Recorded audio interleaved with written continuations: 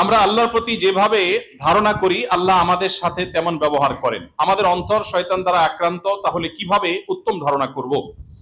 শয়তান দ্বারা আমরা আষ্টে পৃষ্ঠে বাধা। আমরা একটু আগে আলোচনায় সে বিষয়টা ইঙ্গিত করবার চেষ্টা করেছি। শয়তান আমাদেরকে আষ্টে পৃষ্ঠে বেঁধে ফেলেছে, যার ফলশ্রুতিতে আল্লাহর প্রতি সুধারণা আমাদের মধ্যে আসে না। তাহলে কি করতে হবে? শয়তানের সাথে ফাইট করতে হবে।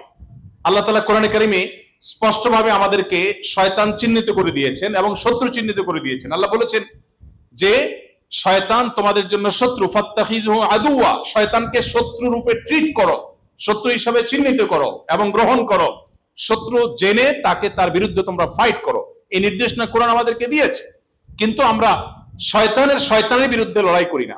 যে ভাই প্রশ্ন করেছেন, আমি বলতে চাই আল্লাহ তাআলা আমাদেরকে কোরআনে শিখিয়েছেন শয়তান থেকে পানা চাওয়ার, আউযু বিল্লাহি মিনাশ শাইতানির রাজীম। এই দোয়ার মাধ্যমে আমরা শয়তান থেকে পানা লাভ করব ইনশাআল্লাহ। আপনি হয়তো বলতে পারেন যে ভাই মুখে আউযুবিল্লাহ বললে শয়তান থেকে বেঁচে যাব। হ্যাঁ, এখন ভয়েস কমান্ডের পৃথিবী, এখন এটা বোঝার আগের মতো কঠিন না, এখন অনেক ইজি হয়ে গেছে।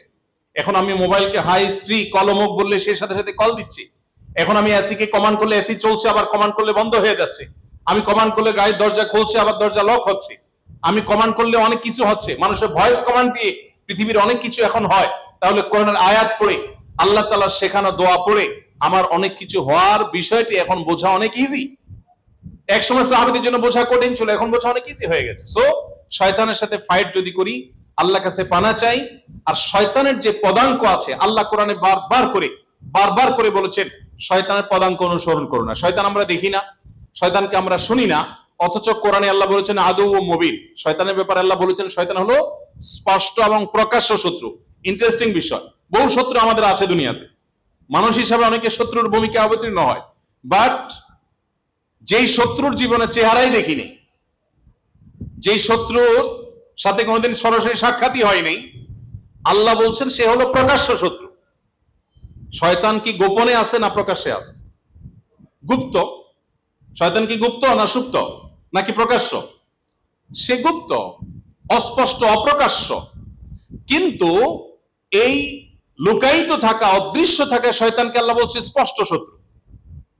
বাহ্যিক দৃষ্টিকোণ থেকে একটু কন্ট্রাডিক্টরি মনে হয় না? যাকে দেখি না সে আবার স্পষ্ট কিভাবে? এর উত্তর হলো যে শয়তানের অস্তিত্ব যদিও লুকায়িত, শয়তানি প্রতি মুহূর্তে মানুষ ফিল করতে পারে, অনুভব করতে পারে, দেখতে পারে। আপনি দেখবেন নামাজ পড়তে ভালো লাগে না, গান শুনতে ভালো লাগে। আপনি দেখবেন হালালের প্রতি টান নাই, হারামের প্রতি টান আছে। আল্লাহ যেটা বৈধ করেছেন ওইটা আপনার ভালো লাগে না, অবৈধটার দিকে টান হয়।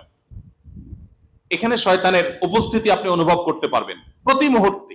আপনার মনের ভিতরে যে কুমন্ত্রণা আসছে, এটা শয়তানের অস্তিত্বকে জানান। এই জন্য শয়তানের বিরুদ্ধে লড়াই করা, পানা চাওয়া নবী রাসূল আলাইহিস সালামের শেখানো পদ্ধতি, এটা যদি করেন তাহলে আপনার মধ্যে সেই নেগেটিভিটি কেটে যাবে ইনশাআল্লাহ।